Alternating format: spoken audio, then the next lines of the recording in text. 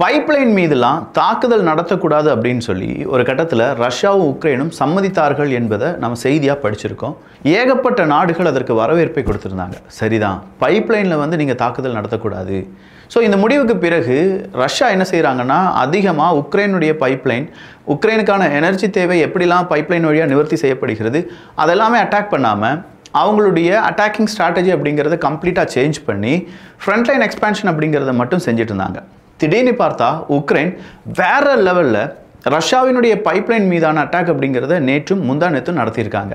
இதனால் பல இடங்களில் ரஷ்யா அவங்களுடைய கேஸ் ஸ்டேஷனில் கேஸோ இல்லாட்டி பெட்ரோலோ கொடுக்க முடியாத ஒரு நிலைமை வந்தபோது வேறு வழியே இல்லாமல் ரஷ்யா மறுபடியும் கொடூர தாக்குதலில் ஈடுபட்டிருக்காங்க. ஒரே நாளில் மட்டுமே 160க்கும் அதிகமான என்கேஜ்மெண்ட் இருந்தது அப்படின்னும் அது முழுவதுமாகவே எனர்ஜி செக்டார் மேலேயும் தெர்மல் எனர்ஜி ப்ரொடியூசர்ஸ் மேலேயும் இருந்தது என்பதையும் இப்போது ரஷ்யா வெளிப்படையாகவே சொல்லியிருக்காங்க. எங்கள் நாட்டுக்கு ஆதரவாக இருக்கக்கூடிய பைப்லைன் மீது உக்ரைன் தாக்குதலை நடத்திய போது யாருமே பேசாத போது நாங்கள் தாக்குதல் நடத்தினா மட்டும் ஏன் பேசுகிறீங்க அப்படிங்கிற கேள்வியுடன் இப்போது ரஷ்யா அவங்களுடைய அட்டாக்கை தொடர்கிறார்கள். சொல்லப்போனால் இன்னைக்கு பிரிக்ஸ் மாநாடு, அது மட்டும் இல்லாமல் ட்ரம்ப் அவர்களும் புட்டின் அவர்களும் பேசிக்கொள்வதற்கான வாய்ப்பும், ட்ரம்ப் அவர்கள் இன்னைக்கு ஐரோப்பிய ஒன்றிய நாடுகள் கூடயும் அதே மாதிரி நாட்டோ நாடுகள் கூடயும் முக்கியமான மீட்டிங்கில் ஈடுபடக்கூடிய ஒரு தினமும் இந்த செப்டம்பர் 8 அப்படிங்கிறது தான். ஸோ என்னென்ன நடந்திருக்கு அப்படிங்கிறத கம்ப்ளீட்டாக இந்த ஒரு வீடியோ வழியாக பார்க்க போகிறோம். எல்லாத்தையும் பார்த்துடலாமா?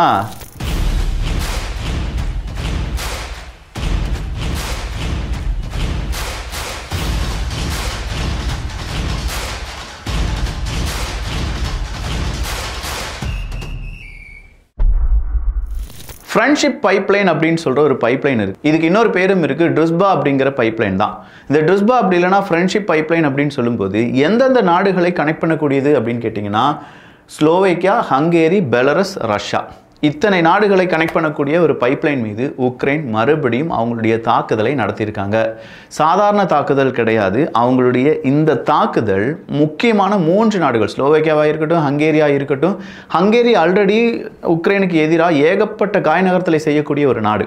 இப்போ அவங்களுடைய பைப்லைனும் சேர்ந்து இதனால் பாதிப்படைஞ்சிருக்கிறதுனால ஐரோப்பிய ஒன்றியத்தில் ஹங்கேரி ரொம்ப அக்ரெசிவாக அவங்களுடைய ரோலை ப்ளே பண்ண போகிறாங்க. ஸோ ஹங்கேரிக்கு எதிராக உக்ரைன், அதே மாதிரி ஸ்லோவேக்கியாவுக்கு எதிராக உக்ரைன், அடுத்ததாக பெலரஸ், சொல்லவே வேண்டாம். ரஷ்யாவினுடைய நட்பு நாடு பெலரஸ், பெலரஸினுடைய பைப்லைனும் இதனால் பாதிப்படைந்திருக்கிறது அப்படிங்கிற ஒரு செய்தியும் இன்னைக்கு முழுக்க முழுக்க ஜியோ பொலிட்டிக்ஸில் பெரிய ஒரு தாக்கத்தை ஏற்படுத்தக்கூடிய செய்தியாக மாறி நிற்கிறது. ஸோ இந்த செய்தி ரொம்ப காட்டுத்தீ மாதிரி பரவன உடனே ரஷ்யா என்ன செய்கிறாங்கன்னா, அவங்களுடைய ட்ரோன் தாக்குதலுடைய எண்ணிக்கை அதிகப்படுத்துகிறாங்க. கடந்த 2 தினங்கள் நீங்கள் செய்தித்தாள் எடுத்து புரட்டி பார்த்தீங்கன்னா, ஏர் ஸ்ட்ரைக் இதுவரையிலும் செய்யாத அளவுக்கு ரஷ்யா உக்ரைன் மீது தாக்குதலை நடத்தியிருக்கிறது அப்படிங்கிற ஒரு செய்தி உங்களால் பார்த்துருக்க முடியும். ஸோ அந்த அளவுக்கு ரஷ்யாவினுடைய கோபம் அதிகரிக்க அதிகரிக்க ட்ரோன் 100, 130, 200, 300 அப்படின்னு சொல்லக்கூடிய அளவில் ட்ரோன் தாக்குதலை நடத்துகிறாங்க. 17 மிசைல்ஸ் வச்சான தாக்குதல் அப்படிங்கிறத செய்கிறாங்க. 146 ட்ரோன்ஸில் 117 ட்ரோன்ஸ் அளவுக்கு நாங்கள் என்ன செஞ்சுட்டு அழிச்சிட்டோம் அப்படின்னு சொல்கிறாங்க. இந்த 116 இல்லாட்டி 140 இப்படின்னு சொல்கிறதுலாம் கனரக ட்ரோன்ஸ். சாதாரணமாக குட்டி ரக ட்ரோன்ஸ் எல்லாத்தையும் சேர்க்கும்போது 1000க்கும் அதிகமான ட்ரோன் தாக்குதல் நேற்றைய இரவு மட்டும் நடந்திருக்கு என்பது குறிப்பிடத்தக்கது.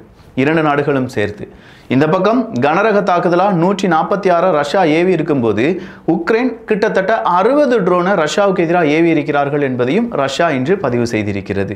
ஸோ ஓவராலாக 1000 ட்ரோன்ஸ் ஒரே இரவில் 2 நாடுகளும் மாற்றி மாற்றி வீசிக்கொண்டார்கள் அப்படின்னு சொல்லும்போது ட்ரோன் வார்ஃபேர் எந்த அளவுக்கு எக்ஸ்பேண்ட் ஆகிருக்கு அப்படிங்கிறத இந்த ஒரு பதிவுலேருந்து, இந்த செய்தியிலேருந்து நம்மளால் புரிந்து கொள்ள முடியுது. லார்ஜஸ்ட் ட்ரோன் அட்டாக் எட் அப்படின்னு சொல்கிறாங்க. அப்போ இந்த அளவுக்கு கொடூரமான தாக்குதலை ரஷ்யா செய்ய வேண்டும் அப்படின்னா ரஷ்யாவினுடைய கோபத்தை அதிகரிக்க மாதிரி உக்ரைனுடைய தாக்குதல் இருந்திருக்கு என்பது தான். உடனே இன்னைக்கு செப்டம்பர் 8ஆம் தேதி ஐரோப்பிய ஒன்றியமும் அமெரிக்கா போன்ற நாடுகளும் உட்கார்ந்து ஒரு எமர்ஜென்சி மீட்டிங்கில் ஈடுபட போகிறாங்க. செப்டம்பர் 8, 2025 உலக அரசியலில் ரொம்ப முக்கியமான தினமாக கருதப்படுகிறது. பிரிக்ஸினுடைய விர்ச்சுவல் மாநாடும் இன்னைக்கு தான் நடக்க போகுது. அதே நேரத்தில் ரஷ்யாவுக்கு எதிராக பொருளாதார தடையை அடுத்த கட்டத்துக்கு எப்படி கொண்டு போகலாம், எந்த மாதிரி ரஷ்யாவை தண்டிக்கலாம் அப்படிங்கிறதுக்கான முக்கியமான மீட்டிங்கும் இந்த செப்டம்பர் 8 தான் நடக்க போகுது. ஸோ இந்த மீட்டிங்கில் ரஷ்யாவுக்கு எதிராக பொருளாதார தடை மட்டும் இல்லாமல் உக்ரைனுக்கு ஆதரவான நாடுகள் உதவிகளை செய்வதற்கு தயங்குகிறார்களே, அதனுடைய காரணத்தையும் இப்போ என்ன செய்ய போகிறாங்களாம், ஃபில்டர் பண்ண போகிறாங்களாம். அப்போ அமெரிக்காவினுடைய தலைமையில் நடைபெறக்கூடிய இந்த மீட்டிங்கில் ஒருவேளை ரஷ்யாவுக்கு எதிராக பொருளாதார தடை 19 இல்லாட்டி 20வது பொருளாதார தடையாக இருக்கும்.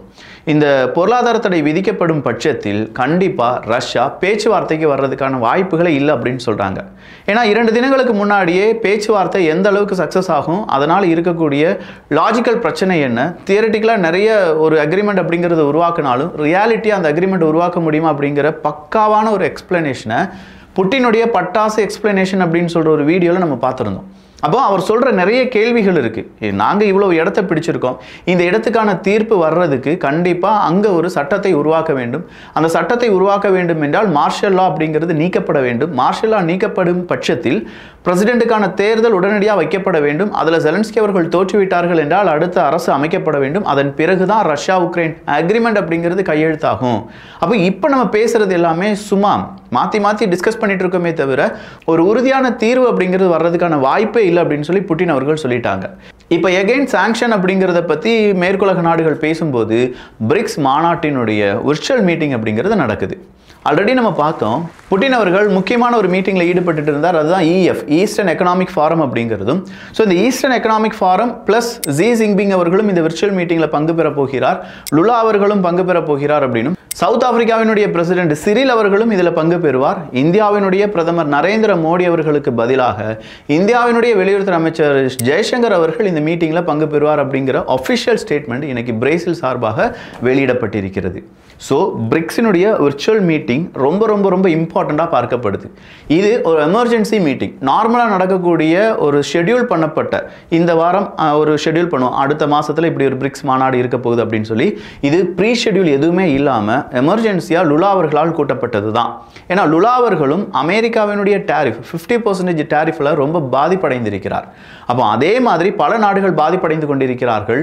இப்படி ஒரு நாட்டுக்கு பல நாடுகளை தண்டிக்கக்கூடிய பவரை யார் கொடுத்தாங்க? மல்டிபோலார் வேர்ல்டு அப்படிங்கிறது உருவாக வேண்டும். அதற்காக பிரிக்ஸ் பாடுபட வேண்டும் அப்படிங்கிறதெல்லாம் வச்சு தான் இன்றைய மீட்டிங் அப்படிங்கிறது இருக்க போகுது. ஸோ டிபி ட்ரூப்ஸ் எதுக்காக காத்துட்டு இருக்கீங்களோ இல்லையோ, செப்டம்பர் 8 பிரிக்ஸ் மாநாடுக்கான மீட்டிங்கும் சாங்ஷனுக்கான மேற்குலக நாடுகளுக்கான மீட்டிங் ரிசல்ட் என்ன அப்படிங்கிறத நம்ம பார்த்தே ஆக வேண்டும். இந்த இரண்டும் தான் ரஷ்யா உக்ரைன் போருக்கான அடுத்த கட்ட நகர்வை நம்மால் கணிக்க முடியும். இதில் இஸ்ரேல் மற்றும் காசாவினுடைய யுத்தம் என்ன ஆனது அப்படிங்கிற ஒரு கேள்வி இருந்துச்சுன்னா, இன்னைக்கு ட்ரம்ப் அவர்கள் ஹமாஸுக்கு ஒரு எச்சரிக்கை கொடுத்திருக்கிறார். உடனடியாக அமெரிக்கா ப்ரப்போஸ் பண்ண அந்த பீஸ் டீலில் கையெழுத்து போடுங்க, அப்படி இல்லையா உங்களுக்கு எதிராக இஸ்ரேல் நடத்தக்கூடிய தாக்குதலை யாராலும் தடுக்க முடியாதுன்னு சொல்லிட்டாங்க.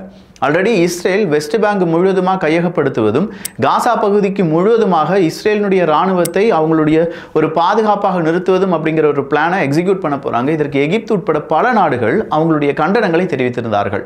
இன்னைக்கு ஹமாஸ் அமெரிக்கா சொன்ன மாதிரி அவங்களுடைய பீஸ் டீலில் கையெழுத்து போடலைன்னா ஒருவேளை இஸ்ரேலினுடைய அடுத்த கட்ட நகர்வை நம்மளால் பார்க்க முடியும். இது ஒரு ஃபைனல் ஸ்டேஜில் இருக்குது இஸ்ரேல் காசா பிரச்சனை.